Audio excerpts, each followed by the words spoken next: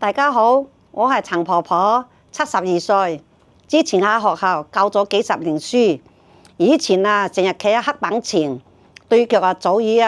埋咗病根。退休本嚟想同老友嘅行街飲茶，近年嚟對腳越嚟越痛，搞到去街市買棵菜都覺得好攞命啊！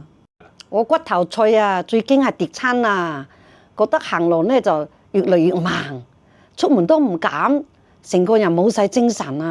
後來我個女送咗對鞋墊俾我試，開始我都半信半疑㗎，但着咗一段時間真係改善咗喎，足底刺痛減少，